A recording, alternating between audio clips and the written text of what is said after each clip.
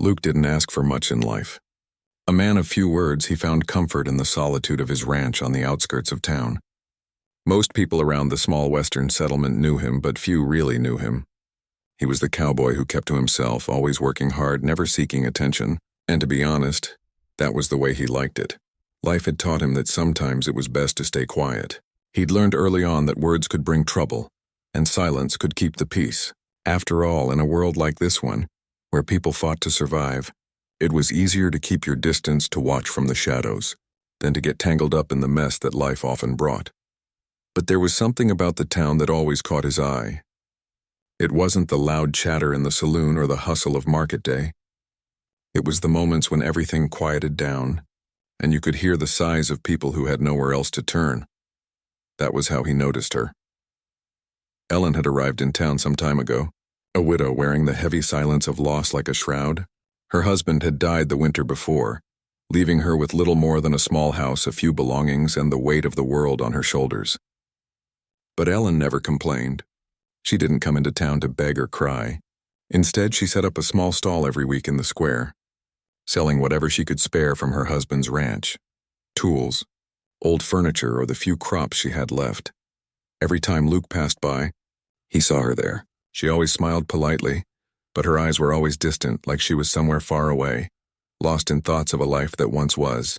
He could tell she was trying her best, but there was a sadness about her that he couldn't ignore. It was one such market day when Luke first saw her face falter. Ellen was trying to sell a few old chairs, worn and faded from years of use. A couple of rough-looking men from the nearby saloon, men who thought the world owed them something, had wandered by as they often did, looking for someone to pick on. Luke saw them approach, their voices carrying across the square. "How much for this junk?" one of them jeered, running his fingers over the cracked wood of a chair. Ellen gave her usual quiet smile, explaining the price, but the men weren't listening. They weren't interested in her explanation, only in seeing how far they could push her before she snapped. "Junk," the other man muttered loudly, picking up another chair and tossing it aside like it was nothing. He let out a laugh that wasn't kind. Ellen's face went pale. Luke could see it from across the square. He could see the way her shoulders slumped, like the weight of the world had settled on her chest once again. The first man grinned. "Why don't you just give up, lady? You think anyone's going to pay good money for this stuff?" Ellen's lips trembled as she tried to force another smile. She adjusted her shawl, trying to act as if she hadn't been hurt by their words. "I'm just trying to make a living," she said softly, her voice barely above a whisper. But the men didn't care. They didn't stop. They kept pushing, making cruel remarks about how she was just a poor widow with nothing left. One of them even knocked over a crate of apples she had set aside to sell. They didn't care. They were getting their kicks at her expense. Luke stood hidden in the shadow of a nearby building, watching it all unfold. He could feel the anger rising in his chest. Something inside him stirred, urging him to act. But he didn't move. Not yet. He had seen enough in this world to know that trouble often followed actions, and he wasn't one to rush into things. But something about the way the men laughed, the way they treated Ellen like she was less than nothing, stirred something deep inside him. He hated bullies. He hated the way people took advantage of those who couldn't defend themselves. He was no hero. He didn't want to be, but he couldn't just stand there and watch. Luke clenched his fists, staring across the square. He saw Ellen try to stand taller to maintain her composure, but it was clear that inside she was breaking. She couldn't keep this up forever. As if on cue, one of the men shoved her stall, knocking everything onto the ground. Ellen gasped, stepping back, her hands shaking. She opened her mouth to say something, but no words came out. She looked around helplessly, her eyes meeting Luke's for a brief moment. That was it. Luke didn't even think. He walked toward the men with slow, measured steps. He didn't hurry. He didn't shout. He just walked. And as he did, the crowd seemed to part, sensing something was about to change. The men noticed him as he approached, their grins faltering just a little. Luke's eyes were cold, steady. He didn't need to speak yet. His presence was enough. The first man opened his mouth to say something, but Luke didn't give him the chance. He reached forward, grabbed the chair the man had carelessly thrown, and set it back upright with one swift motion. He said nothing, but his gaze spoke volumes. The second man sneered. "What do you want, cowboy?" he said with a mocking tone. You gonna stand up for this widow? Is that it? Luke's silence was all the answer they needed. He stepped closer to Ellen, his eyes never leaving the men. I think it's time for you boys to leave, he said quietly, his voice low but full of authority. The men exchanged glances, sensing the tension in the air. For a moment, neither of them moved. But then, as if realizing that Luke wasn't going to back down, the first man shrugged, muttering under his breath, "This isn't worth it." The other man spat on the ground and turned away. "You're lucky, lady," he called out to Ellen, as if his words could somehow lessen the sting of his earlier cruelty. "But don't think we'll be back next time." Luke didn't watch them go. He didn't need to. He turned to Ellen, whose face was still pale but somehow a little more relaxed now. She hadn't expected this. She hadn't expected someone to step in. She looked at him, trying to understand what had just happened. Luke tipped his hat and gave her a small nod, then walked back toward the outskirts of town, just as quietly as he had come. The tension in the air seemed to lift, but only for a moment. Ellen stood still, staring after him. She didn't say anything. There was nothing to say. She had been saved, but not by words, only by the quiet strength of a man who had seen her pain, recognized it, and acted, without ever needing to explain why. And though Luke never sought recognition, something in the way Ellen watched him leave told him that he had done the right thing. The days after Luke had stepped in for Ellen were quieter, but the town felt different. It was as if the tension in the air had shifted. People still went about their daily routines, but they couldn't quite ignore the subtle change in the dynamic between them all. Ellen was still selling her goods in the square, but now there was a new respect for her. The other townsfolk who had once looked at her with pity now watched her with something akin to admiration. And though Luke remained as quiet as ever, his presence in town was felt. Luke hadn't expected anything to come of his actions. He wasn't a man who looked for recognition or praise. He hadn't stepped in to be noticed or to make a difference. He had simply done what felt right in the moment. And when he left the square that day, he had done so without any intention of seeing Ellen again. But fate has a way of bringing people together when they least expect it. It was a few days later when Luke found himself walking into town again. His ranch needed supplies, and he had learned to get what he needed from the general store.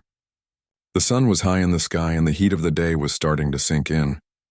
The town was quieter than usual, as most people stayed indoors to escape the afternoon heat. Luke made his way to the store, passing by Ellen's stall. To his surprise, she was still there. She was packing up her things, her back turned to him as she carefully folded a piece of fabric. He hadn't expected to see her again so soon, and part of him wondered if he should just keep walking, but he couldn't help it. He stopped. Ellen turned her head, sensing his presence. Her eyes widened when she saw him, and for a moment the world around them seemed to disappear. She didn't say anything, and neither did Luke. He just stood there looking at her. She took a hesitant step forward, as if unsure whether to speak or not. "Thank you," she said softly, her voice barely above a whisper. The words were simple, but they held a weight that Luke didn't expect. I don't know what I would have done without you." Luke shrugged, tipping his hat. "No need for thanks," he said, his voice steady and calm. "It's just what anyone would have done." But Ellen didn't seem convinced. She took a step closer, her eyes studying him more intently than before. There was something in her gaze now, something different. "Not everyone would have," she said quietly. "You didn't have to step in. You could have kept walking, just like everyone else. But you didn't. You protected me when no one else would." Luke shifted his weight, feeling the weight of her words. He wasn't used to this kind of attention, and he certainly wasn't used to having someone look at him with such gratitude. He didn't know what to say. "I didn't do anything special," he replied, his voice quieter this time. "Just didn't think it was right what they were doing." Ellen smiled faintly, her eyes softening. "It was more than that," she said, her voice steady. "You made me feel safe. And for someone like me, someone who's lost so much, that's more than I can ever explain." Luke felt his chest tighten. He wasn't good with words, and he didn't know how to respond. But as he looked at her, he saw something in her eyes. A quiet strength hidden beneath the layers of loss and hurt. It was the same kind of strength he saw in himself, though it had taken him years to recognize it. "I'm just a quiet cowboy," he said, his voice barely above a murmur. "Nothing special." Ellen shook her head. "You're more than that. You've been through things just like me. You've had your share of loss, haven't you?" Luke stiffened slightly at the question, but Ellen wasn't looking for answers. She had already guessed. She could see it in the way he held himself, the way he never truly let anyone get close. There was a story there, a story of pain that he carried with him every day. For a long moment, the two of them stood in silence, the weight of their unspoken understanding hanging between them. Finally, Ellen broke the silence. "I don't know what's next for me. I don't know if I'll ever be able to move on from the life I lost. But I do know one thing. I'll always be grateful for what you did." Luke nodded silently, not trusting himself to speak. It wasn't just gratitude he saw in her eyes. It was something deeper. There was a bond forming between them, something unspoken and powerful. Ellen took a deep breath as if gathering her courage. "I've been thinking," she said quietly. "Maybe you could stay for a while. Not just as the quiet cowboy who watches from the shadows, but as someone who could be part of my life. I don't expect anything, just someone to share the quiet with." Luke's heart skipped a beat, and for a moment he didn't know how to respond. He hadn't come here for this. He hadn't come here to find someone, especially not someone like Ellen. But as he stood there, looking at her, he realized that perhaps, just maybe, he'd been waiting for this moment all along. "I can't promise anything," Luke said, his voice low and hesitant, "but I can promise that I'll be here if you need someone. I won't leave." Ellen's eyes softened and she took a step forward, her hand reaching out to touch his arm. It was a simple gesture, but it spoke volumes. "I don't need promises," she said softly. "I just need someone who's real.